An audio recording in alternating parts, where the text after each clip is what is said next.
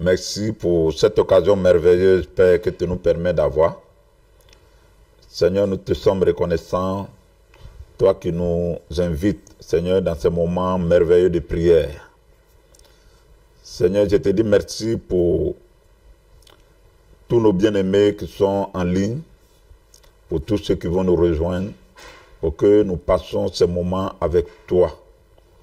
Que ton esprit prenne le contrôle de ces moments et donne gloire à ton Saint-Nom. Au nom de Jésus, nous t'avons prié. Amen. Voilà, que le Seigneur vous bénisse. Bienvenue, bien-aimés, dans la présence du Seigneur, dans notre temps de prière dénommé « Ne crains rien ». Je rappelle que le but de ce programme, c'est de fortifier la foi des saints. C'est d'encourager chacun d'entre nous, notamment dans les moments difficiles par lesquels nous passons, particulièrement nous qui sommes de ce côté en Europe. Que Dieu vous bénisse et que Dieu vous fortifie là où vous êtes. Que la paix de Dieu soit avec vous. Alors, nous avons vu ensemble la dernière fois que la solution pour cette crise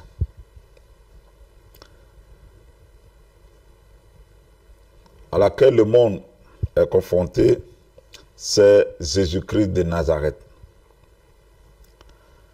Nous qui sommes son peuple, c'est à nous qu'est donnée la responsabilité de faire briller la lumière de Dieu pour éclairer le monde. On a vu que Dieu a donné dans sa parole des directives pour que l'Église s'élève partout lorsqu'il y a un besoin dans les nations. Alors, on a vu cette directive-là dans 2 Chroniques 7, verset 14, que nous allons lire ensemble. 2 Chroniques 7, on peut commencer au verset 12. L'Éternel apparut à Salomon pendant la nuit et lui dit, « J'exhorte ta prière et j'ai choisi ce lieu comme la maison où l'on devra m'offrir des sacrifices. » Verset 13, « Quand je fermerai le ciel, et qu'il n'y aura point de pluie, quand j'ordonnerai aux sauterelles de consumer le pays, quand j'enverrai la peste parmi mon peuple, si mon peuple, sur qui est invoqué mon nom, s'humilie, prie et cherche ma face, s'il se détourne de ses mauvaises voies, je les ôterai des cieux et je lui pardonnerai son péché et je guérirai son pays. » Promesse et parole de Dieu. Gloire à Dieu. Nous avons une promesse claire de guérison de nos nations de la part de Dieu, même en cas de peste ou de pandémie. Cependant, il y a des directives à suivre. La première directive que nous est donnée dans ce verset, c'est que le peuple de Dieu puisse s'humilier. Et la semaine passée, pour ne pas dire le jeudi, nous avons passé notre temps à prier pour demander pardon à Dieu pour nous-mêmes. Alléluia. Pour notre insensibilité par rapport à la crise lorsqu'elle avait débuté en Chine. La deuxième étape, Dieu demande à son peuple de prier. Nous devons revenir à Dieu et rétablir l'autel de Dieu dans nos vies, dans nos familles, dans nos églises. Donc, lorsque une crise apparaît, Dieu attend que son peuple réagisse, que nous nous mettons dans la prière. Et c'est ce que toi et moi nous sommes en train de faire ce soir. Alléluia. Alors, si nous lisons bien le texte, nous allons comprendre que la santé d'une nation dépend beaucoup de l'attitude du peuple de Dieu. Souvent, lorsqu'il y a un problème dans une nation, nous ne voyons que la part des pécheurs, des païens. C'est vrai que la peste, les crises peuvent être les conséquences des péchés, mais laissez-moi vous expliquer, quand moi je lis ce texte, je vois aussi que lorsque la crise dure, lorsqu'elle demeure, cela peut être aussi dû à l'attitude du peuple de Dieu. Dans le texte que je viens de lire, voilà ce que la Bible dit. Il dit, si il y a la crise dans la nation, et que lui Dieu, son peuple, sur lequel son nom est invoqué, ce peuple-là s'humilie. Donc en clair, Dieu attend que son peuple puisse s'humilier. Dieu attend que son peuple puisse l'invoquer. Alors, si le peuple fait ce qu'il doit faire, il prie, eh bien Dieu guérira la nation. Donc si la nation n'est pas guérie, cela veut dire que toi et moi, quelque part, nous avons échoué. Ou nous n'avons pas accompli la mission que nous devons accomplir. Alléluia. Cela veut dire parfois que les nations sont malades parce que l'Église, malheureusement, a démissionné dans son rôle de lumière, de celui qui doit prier pour la restauration. Vous avez un texte ici dans Jérémie 5, versets 1 à 3 qui résume cela. Dieu dit, parcourez les rues de Jérusalem, regardez, informez-vous, cherchez dans les places, et s'il s'y trouve un homme, s'il y en a un qui pratique la justice, qui s'attache à la vérité, il dit, et je pardonne à Jérusalem. Il dit, même quand ils disent l'Éternel est vivant, Dieu parle ici de son peuple, c'est faussement qu'il jure. L'Éternel, tes jeux n'aperçoivent-ils pas la vérité? Tu les frappes et ils ne sentent rien. Tu les consumes et ils ne veulent pas recevoir l'instruction. Ils prennent un visage plus dur que le roc, ils refusent de se convertir. Donc, quand la crise est là, ou quand une crise doit arriver, Dieu va d'abord chercher dans la nation s'il trouve un homme qui pratique la justice, qui s'attache à la vérité. Il dit s'il trouve, il pardonne. Donc, si la crise est quand même venue, si la crise demeure, tirons la conséquence. Ça veut dire que Dieu n'a pas trouvé la personne qui cherchait. Alléluia. Bien-aimés, il est important que toi et moi, nous nous arrêtons en tant que peuple de Dieu dans cette nation. Que nous, en tant qu'Église, nous nous arrêtons en face de cette crise pour faire notre introspection. Que nous examinons notre vie. Martin Luther King, aux États-Unis, disait que le problème de l'obscurité, ce ne sont pas les ténèbres, mais l'absence de la lumière. Le problème du mal n'est pas seulement l'action des mauvaises personnes, mais l'indifférence des bonnes personnes. Quand le mal s'installe, que ceux qui sont bons ne prient pas, ceux qui doivent se lever dans la prière refusent de prier, qu'est-ce que nous pouvons attendre? Bien-aimés, nous avons une grande responsabilité à jouer, ou pour ne pas dire un grand rôle à jouer dans cette crise. Il est temps que toi et moi nous nous levons en tant qu'Église. Vous savez, lorsque l'Église se lève comme un seul homme, uni dans la prière, aucune puissance ne peut résister devant cette Église.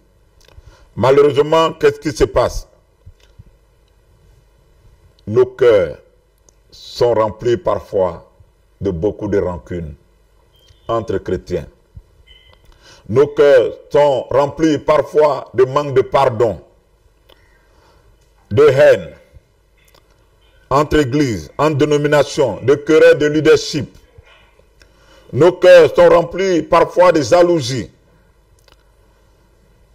Même quand quelqu'un se lève pour faire une bonne chose, qui peut être profitable pour le royaume, il arrive que ceux qui le combattent, ce sont ses propres frères chrétiens. Et entre nous, parfois, l'amour fait défaut. Que Dieu nous garde, que Dieu nous pardonne. Donc voilà ce qui affaiblit la puissance de l'Église. Voilà pourquoi quand il y a une crise comme celle-ci, même dans les nations, certains leaders ont peur de lancer des mots pour demander, venez prier. Parce que quand vous allez lancer, les gens de ta dénomination vont venir, mais d'autres vont se tenir à l'écart. C'est comme si la crise sélectionnait les gens. Ou d'autres vont dire, mais il se prend pour qui celui-là? Surtout ceux qui n'ont jamais d'idée pour réunir. Que Dieu nous garde. Je veux ce soir que nous pensions à tous ces leaders qui ont peut-être été découragés, que Dieu les fortifie, qu'ils se lèvent, qu'ils lancent des mots d'ordre pour amener l'Église à se lever comme un seul homme pour prier. Dieu demande que son peuple s'humilie et que son peuple prie. C'est le moment de vous lever et prier. À notre niveau, on essaie de faire ce qu'on peut, mais nous attendons les mots d'ordre de nos leaders en Belgique, nos aînés dans la foi. En tout cas, si nous avons de l'ordre, nous allons nous mettre derrière pour prier, parce que c'est important que nous prions ensemble. Alléluia. Alors, il est clair que pour pouvoir prier ensemble, il faut l'humilité, il faut l'amour. Voilà pourquoi quand le peuple s'humilie, la conséquence directe de l'humilité, c'est la prière. Alléluia. Quand le peuple refuse de prier, c'est parce que le peuple croit qu'avec ses propres forces, il peut trouver une solution. Le peuple compte sur l'intervention de tous ceux qui sont en train d'essayer de trouver une solution, au lieu de regarder à Dieu. Bien-aimés, c'est nos prières qui vont aider cette crise à vite finir. C'est notre prière qui vont inspirer tous ceux qui sont dans les labos en train de travailler. C'est nos prières qui vont permettre que Dieu leur donne des solutions rapides. Église de Dieu, il est important que nous nous levons dans la prière. Voilà pourquoi ce soir, nous allons prier pour quelques sujets d'intercession. Alors, le premier sujet d'intercession, nous allons demander pardon à Dieu pour toutes nos fautes en tant qu'enfants de Dieu. Bien-aimés, si les ténèbres insistent, c'est parce que notre lumière ne brille pas assez. Que Dieu pardonne nos querelles d'église, nos rancunes, nos haines, nos manques de pardon. Qu'il restaure la lumière dans notre nation, que notre lumière brille davantage, afin que les ténèbres soient chassées. Car la Bible a dit que les ténèbres ne régneront pas toujours. Prions que Dieu pardonne. Alléluia. Éternel notre Père, nous sommes dans cette rencontre de prière. Je vais m'associer avec mes frères qui sont en ligne, même ceux qui vont nous prendre en cours de route. Père, quelle que soit la dénomination, quel que soit, oh Dieu, Papa, le lieu où la personne se trouve, nous voulons en esprit nous mettre ensemble. Oh Dieu, te demander pardon pour notre nation, la Belgique. Seigneur, tu nous as placés dans cette nation pour que nous prions pour cette nation. Tu as dit dans ta parole, priez pour le pays dans lequel vous vous trouvez, car votre bonheur dépend du sien. Lorsque ce pays va bien, nous aussi nous allons bien. Seigneur, nous prions que tu fasses grâce. Nous qui sommes la lumière, Seigneur, de cette nation, l'Église. Seigneur, donne-nous, ô Père, de que notre lumière puisse briller davantage, afin que tout ce qui est ténèbres dans ce pays puisse reculer. Voilà pourquoi je prie. Guéris les cœurs qui ont été blessés parmi les leaders. Guéris les cœurs qui ont été blessés parmi les leaders spirituels. Seigneur, donne-nous de pouvoir nous aimer avec sincérité, de pouvoir nous pardonner, de pouvoir aller de l'avance, de pouvoir privilégier l'unité dans la prière. Donne à ton peuple de t'élever comme un seul homme. Seigneur, là où l'Église a été affaiblie à cause, Seigneur, des rancœurs et des rancunes, j'ai prié que toi-même tu guérisses le cœur ce soir. À cause du nom de Jésus, nous t'avons prié. Amen. Guéris ton Église et guéris cette nation au nom de Jésus. Amen. Alors, notre deuxième sujet, donc, ce sont des sujets, je vous encourage à apprendre à prier dessus à la maison. Nous allons prier pour que Dieu couvre la Belgique et les nations du sang de Jésus. Que Dieu couvre la Belgique et les nations du sang de Jésus, de la même manière que le sang a épargné de la mort les enfants d'Israël en Égypte. Que Dieu couvre la vie de son peuple et les nations du sang de Jésus-Christ. Prions. Seigneur, que toutes les nations, à commencer par la Belgique où nous nous trouvons actuellement, Seigneur, sois couverte par ton sang. Ta parole déclare que nous avons vaincu le diable à cause du sang de l'agneau, à cause de la parole de nos témoignages et parce que nous n'avons pas aimé nos vies au point de craindre la mort. Seigneur, nos yeux sont fixés sur toi. Nous invoquons ton sang, ô Dieu. Couvre chaque enfant de Dieu de ton sang précieux, ton sang puissant, ton sang qui parle mieux que le sang d'Abel. Seigneur, que ton sang parle en notre faveur. Que ton sang couvre tes enfants. Éloigne, Seigneur, cette maladie de tes enfants à cause du sang de Jésus-Christ. Seigneur, que le foyer chrétien soit couvert. Que la nation soit couverte au nom de Jésus-Christ. Père, merci. Que ton sang parle encore en notre faveur. Au nom de Jésus, nous t'avons prié. Amen.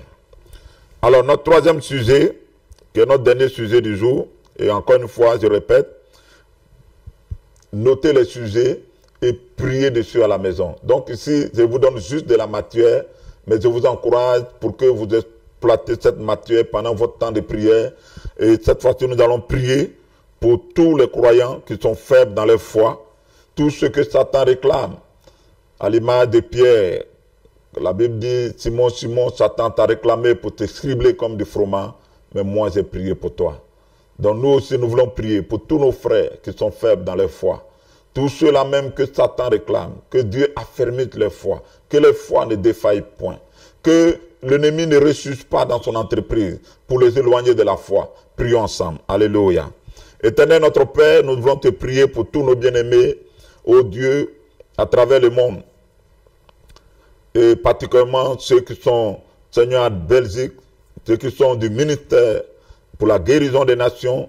Seigneur, tous ces bien-aimés, nous voulons te les recommander à ta grâce.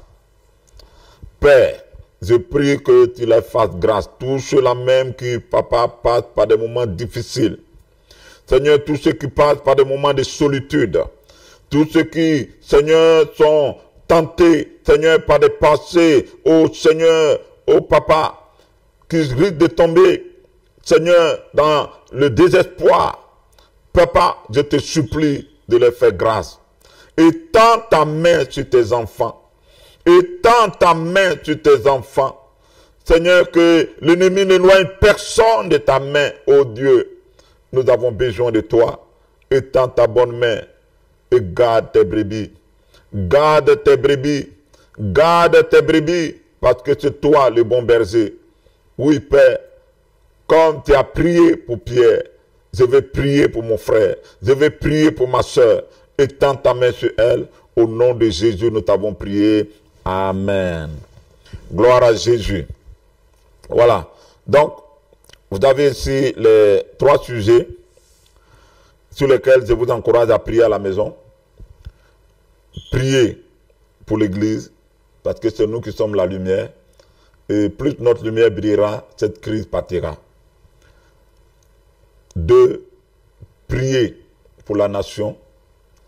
3, prier pour ceux qui sont faibles dans leur foi. Alors, la dernière partie maintenant de notre temps de prière, nous allons ce soir nous intéresser à un sujet qui s'appelle la peur. Comment vaincre la peur? Alléluia. Alors, vous devez comprendre, bien-aimés, en tant qu'enfant de Dieu, que notre premier ennemi dans cette bataille, c'est la peur. La peur. Le premier ennemi que nous devons vaincre, c'est la peur. Quand vous regardez la médiatisation à outrance, chaque jour, on nous donne le nombre de morts. On cite les noms des célébrités. On met le nom des pasteurs même dedans, qui ont été atteints. Jamais, en tout cas à ma souvenance, une maladie n'a aussi été médiatisée comme cette maladie. On a l'impression que, voilà, c'est une maladie qui est faite pour répandre la peur. La peur, la peur. Vous partez dans l'actualité, c'est la peur. Vous partez sur Internet, c'est la peur. Oui, nous sommes d'accord qu'on doit nous donner des informations. On doit savoir comment se tenir par rapport à ce virus. Mais quand vous avez l'information, notamment ce que les autorités ont donné, restez à la maison, lavez les mains, évitez de sortir quand ce n'est pas utile. Voilà ce que vous avez besoin de savoir. Mais le reste, il y a trop d'informations qui viennent pour créer la peur. Attention, bien-aimés, à l'atmosphère que vous créez autour de vous dans cette affaire. Faites très attention à l'atmosphère que vous autorisez autour de vous. Laissez-moi vous dire que si Satan cesse à vous toucher, l'une des choses qu'il va faire, c'est comment toucher au bouclier de la foi. N'oubliez pas que la parole de Dieu dit « Résistez au diable d'une foi ferme ». Alors, si ta foi a été touchée, comment peux-tu résister au diable? Donc, pour toucher ta foi, Satan travaille pour créer un climat de peur au travers des excédents d'informations qui ne sont pas utiles pour ta croissance. La Bible dit dans Hébreux 2, verset 15, et qu'il délivra, parlant de Dieu, tous ceux qui, par crainte de la mort, étaient toutes les vies retenues dans la servitude.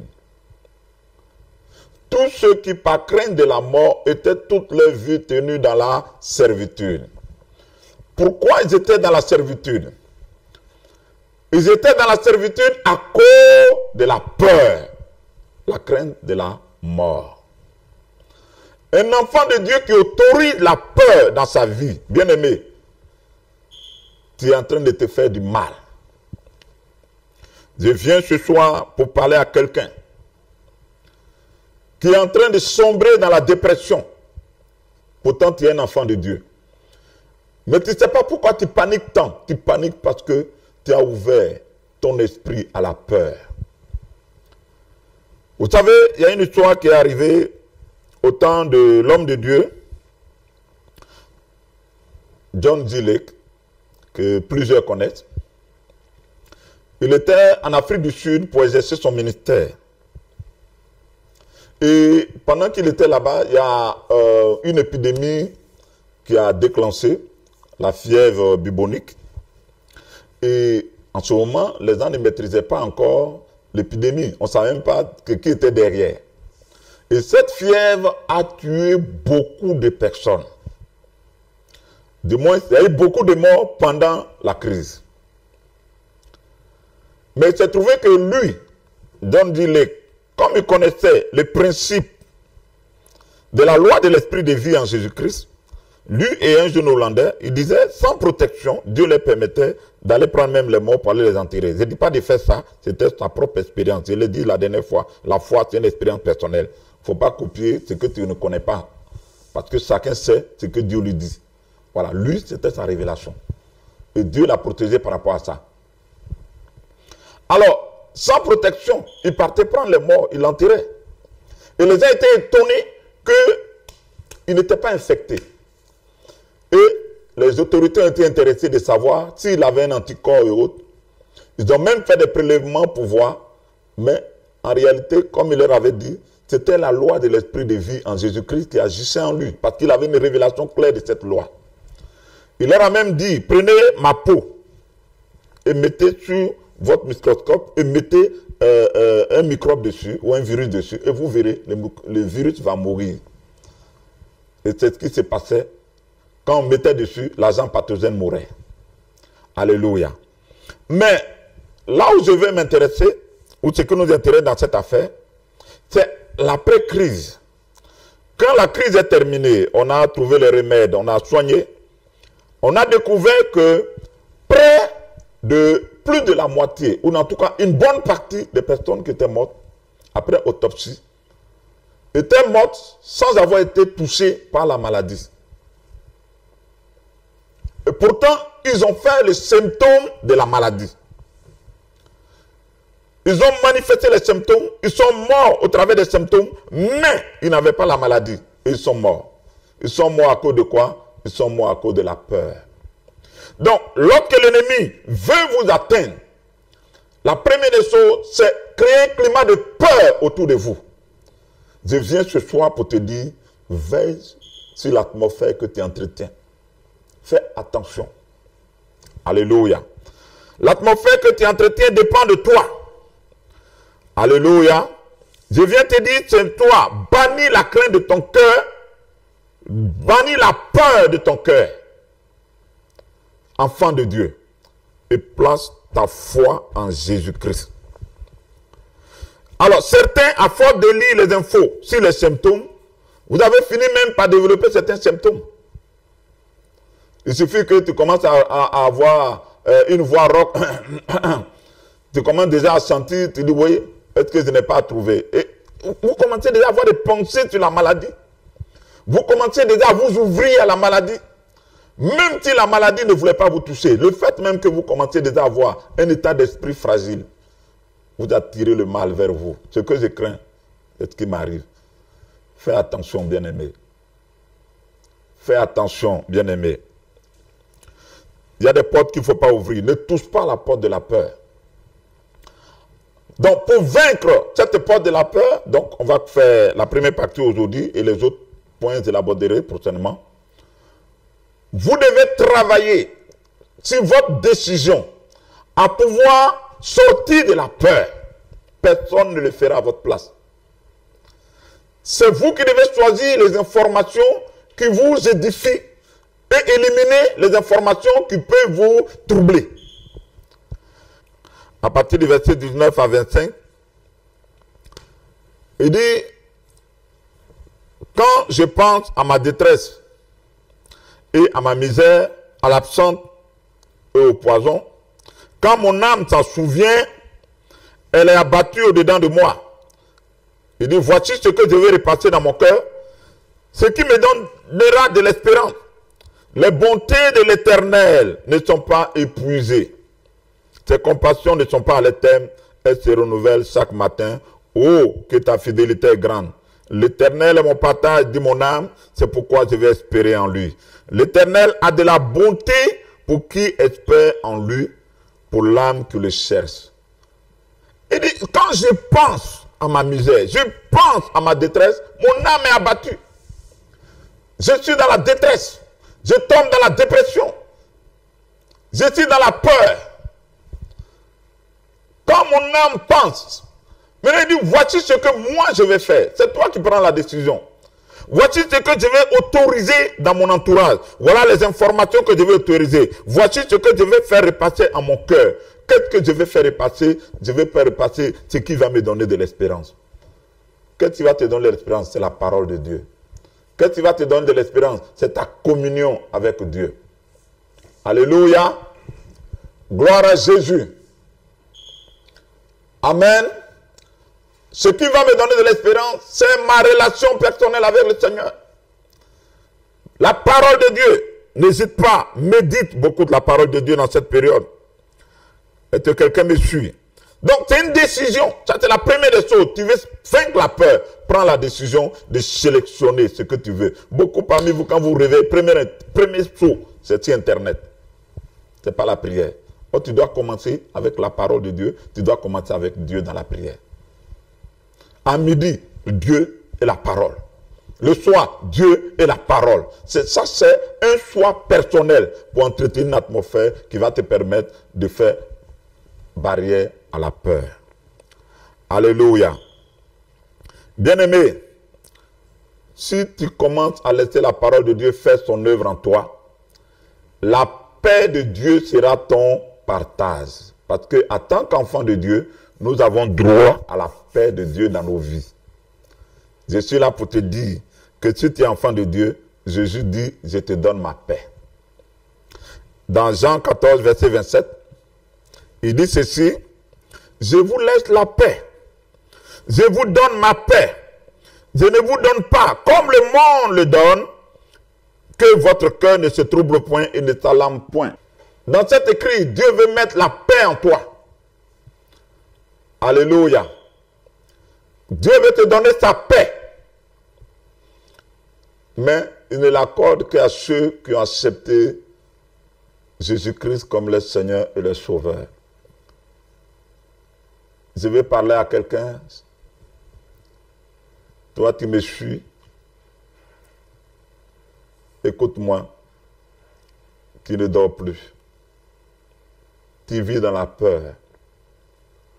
Tu vis dans la dépression. Jésus te dit, ouvre ton cœur. Je vais juste prendre place dans ton cœur. Si tu as besoin de cette paix que Dieu nous a fait la grâce d'expérimenter,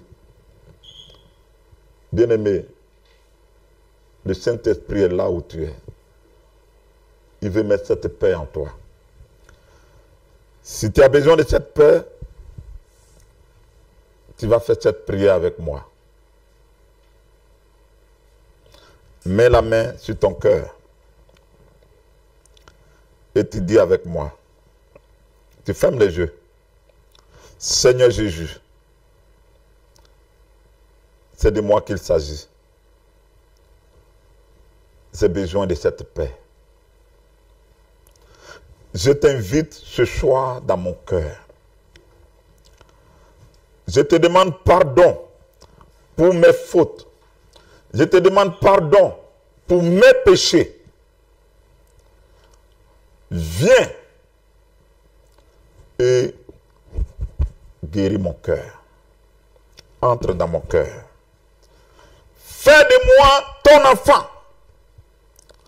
Je sais que tu es mort pour moi.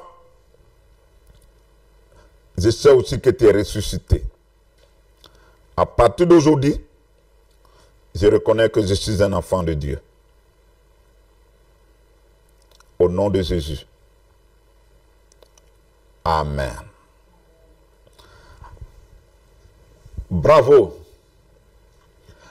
Alléluia. Que Dieu soit béni. Si tu as fait cette prière, laisse-moi te dire que tu viens de prendre la plus belle des décisions qui existent sur la terre.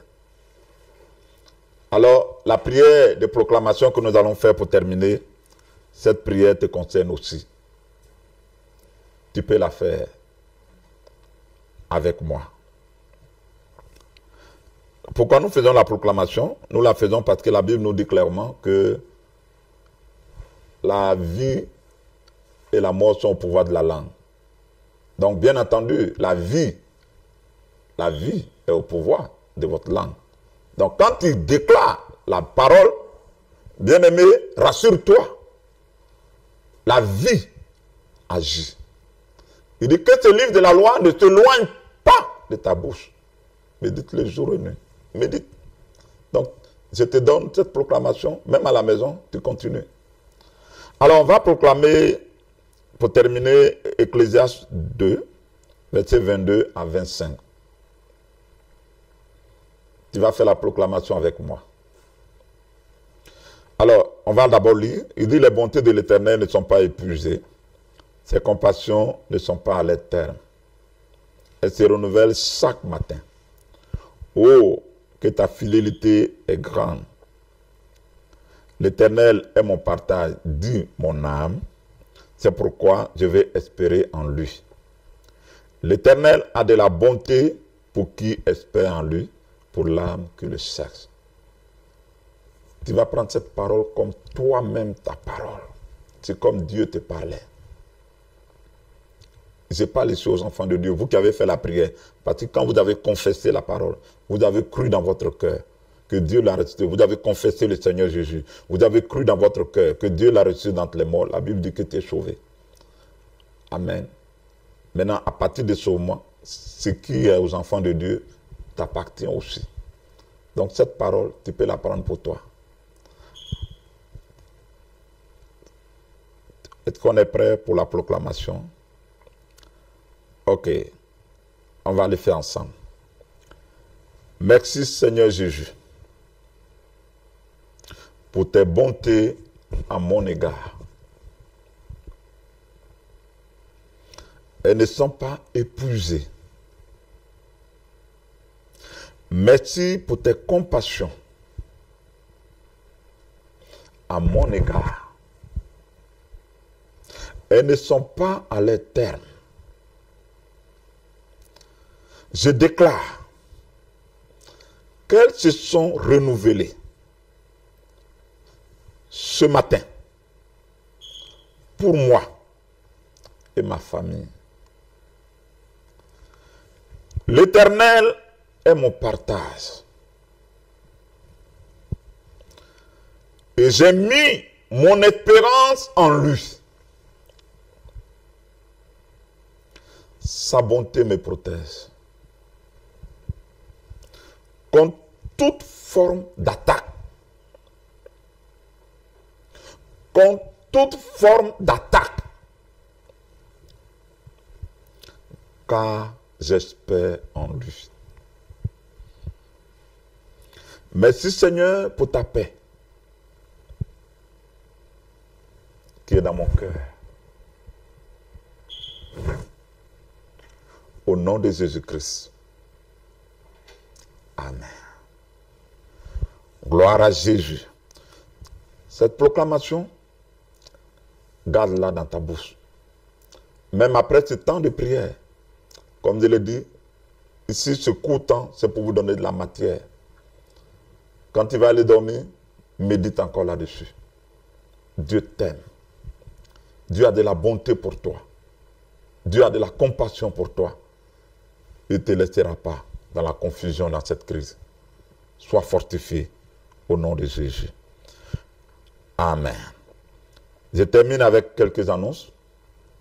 La première annonce, si vous avez un sujet de prière quelconque, vous avez besoin d'aide, vous avez les numéros qui passent à l'écran, vous pouvez nous appeler, nous porterons dans la prière. N'oubliez pas de respecter les consignes des autorités. Cela est utile. Voici les informations que vous avez vraiment besoin. Le reste, c'est trop d'informations nuisent à l'information. Alors, pour ceux qui ont des difficultés de faire les courses, je reviens encore là-dessus. N'hésitez pas à appeler les numéros affichés et nous mettrons en place la logistique pour vous aider. Nous avons des rencontres de prière en ligne tous les jours. Le matin de 6h à 8h et le soir de 22h30 à 0h. Vous voulez prier avec nous, vous avez le numéro à l'écran, vous appelez, on vous ajoutera dans notre groupe. Vous priez ensemble. Notre prochaine rencontre, c'est demain pour le culte. Donc je rappelle que le culte a deux aspects. Il y a la prière en live sur Skype. Et puis il y a YouTube qui passe à partir de 11h.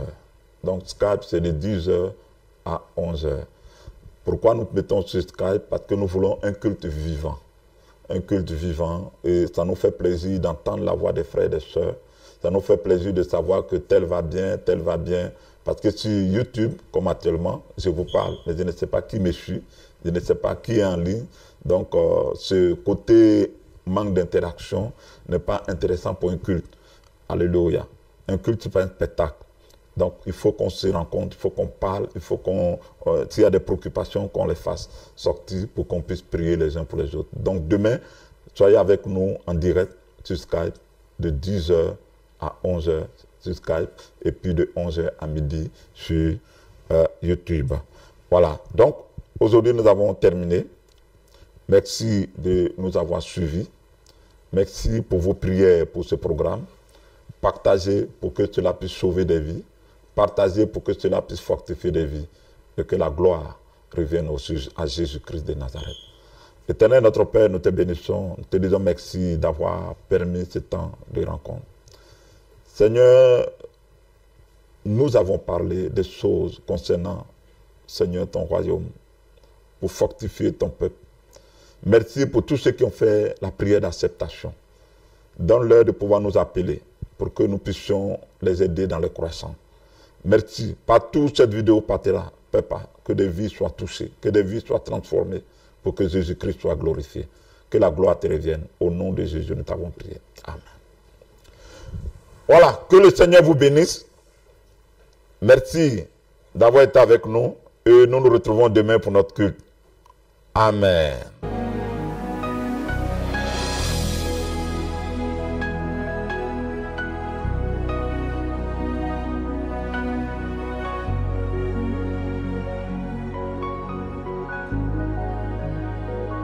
You are here, moving in our midst. I worship you. I worship you. You are here, working in this place. I worship you. I worship